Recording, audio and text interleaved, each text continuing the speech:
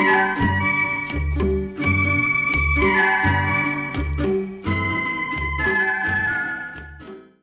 Guys, स्वागत छ सम्पूर्णलाई NEB survival सिरिजको दोस्रो संस्करणमा।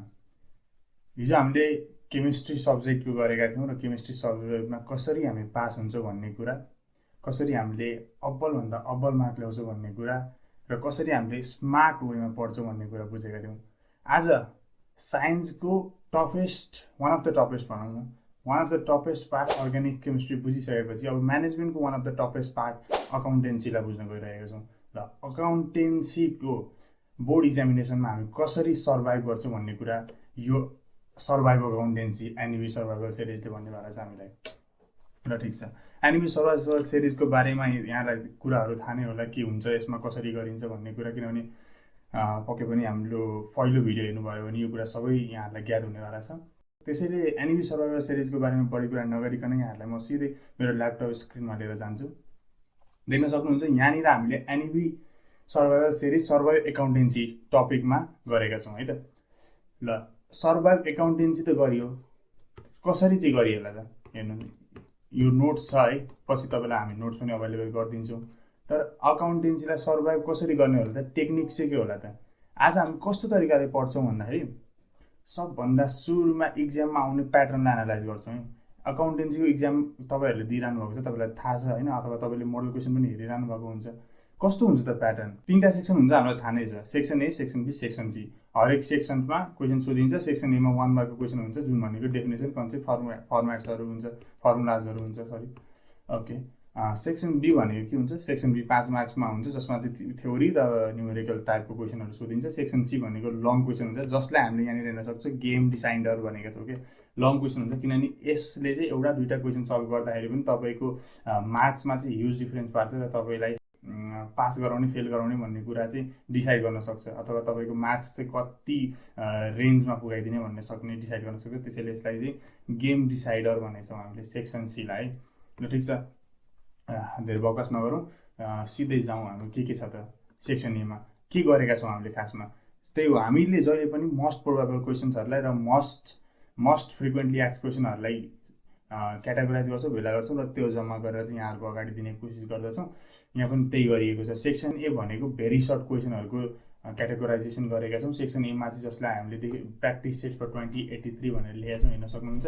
यसमा चाहिँ के छ त, त्यसरी हेर्दै जानु के छ है त। यसमा चाहिँ के छ भन्दाखेरि 50वटा सर्ट क्वेसनहरू लिएर आएको छौँ हामीले।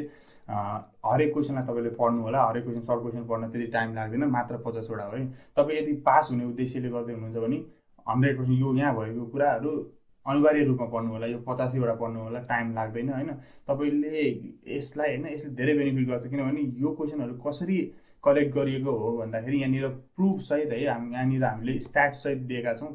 कहिले कहिले सोधिएको थियो यो क्वेसन, कुन ग्रुपमा सोधिएको थियो, कुन इयरमा सोधिएको थियो, सबै कुरा डेटाहरू छ। त्यो कुरालाई मध्यनजर गर्नु होला र यसको भ्यालु बुझ्नु होला। हामीले ल्याएको यो भिडियो त्यस्तै जे पाए त्यही हावाको तालमा ल्याएका छैनौँ, केही न केही रिसर्च गरेर ल्याएका छौँ, एक्सपर्ट टिमहरू बसाएर ल्याएका छौँ। र यो कुरा मनन गरेर तपाईँले चाहिँ हामीले दिएको हरेक क्वेसनलाई चाहिँ एकदम गम्भीरतापूर्वक लिनुहोस् र प्र्याक्टिस गरेर जानुहोस्। पक्कै पनि तपाईँको इक्जाम एकदमै तपाईँले सोचेको चाहिँ राम्रो हुनेछ। ल, हेर्दै जानु होला। 1 मार्क्सको क्वेसनहरू यसरी लेखिएको छ यहाँनिर, तपाईँहरू आफै हेर्नु होला। किनभने इन्डिभिजुअली रूपमा पढेर मैले भन्नु भनेको समय व्यर्थ मात्र गर्नु हो, तपाईँ आफै पढ्न सकिहाल्नुहुन्छ है। ल, अब हामी पुग्यौँ सेक्सन बीमा है। सेक्सन बी भनेको सर्ट एन्सर क्वेसन भनेको 5 मार्क्स इचवाला क्वेसनहरू हो। सर्ट एन्सर क्वेसन पनि सेम हो, टेक्निक केही पनि फरक छैन। जसरी हामीले 1 मार्क्सको क्वेसनमा इम्पोर्टेन्ट क्वेसनहरूलाई क्याटेगोराइज गरेको थियौँ, कुरा त्यही हो। हामीले तपाईँहरूलाई सिधै most repeated question, most probable question, most asked question ल्याएर तपाईँको अगाडि राखिदिएका छौँ। यो कुरालाई चाहिँ तपाईँले प्र्याक्टिस गरेर जानु पर्यो है।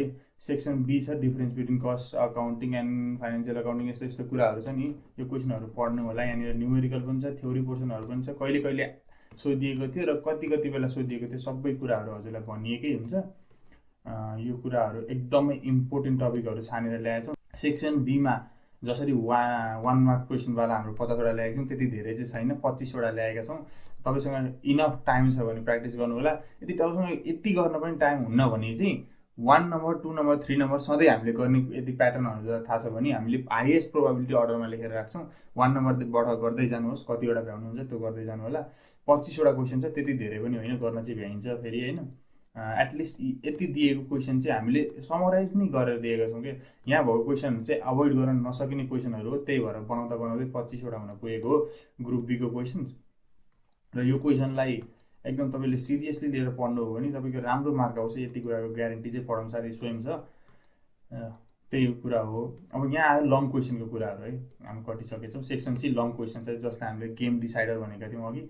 सेक्सन सी पनि त्यही हो, यहाँनिर तपाईँहरूलाई प्र्याक्टिस गर्नको लागि सेट्सहरू दिएको छ, हेर्न सक्नुहुन्छ। यो टेबल यहाँ इन्फर्मेसन के गर्ने त भन्दाखेरि जस्तै यहाँनिरै सोधिएको हुनुपर्छ क्वेसनमै, प्रिपेयर क्यास फ्लो स्टेटमेन्ट भनेको चाहिँ इन्डाइरेक्ट मेथड युज गरेर हो। त्यस्तै तरिकाको क्वेसनहरू छ, सोधिएको क्वेसनहरू हो वा सोध्न सकिने क्वेसनहरू हो वा यस्तो प्रकारको क्वेसनहरू जसलाई प्र्याक्टिस गरेपछि चाहिँ तपाईँको इक्जामको लागि तपाईँलाई एकदमै सर्भाइभ गर्न प्रिपेयर हुनुहुन्छ अनि धेरैभन्दा धेरै मार्क्स ल्याउनुहुन्छ है।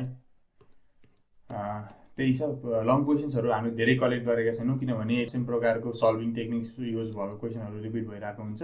त्यही भएर सर्ट क्वेसन्सहरू चाहिँ लङ क्वेसनहरू चाहिँ यही दिएको क्वेसनहरूलाई प्र्याक्टिस गर्नुहोस् र मात्र त्यतिले तपाईँलाई प्रिपेयर गर्नेछ लङ क्वेसनलाई सर्भाइभ गर्नको लागि। हस्, त्यति नै हो।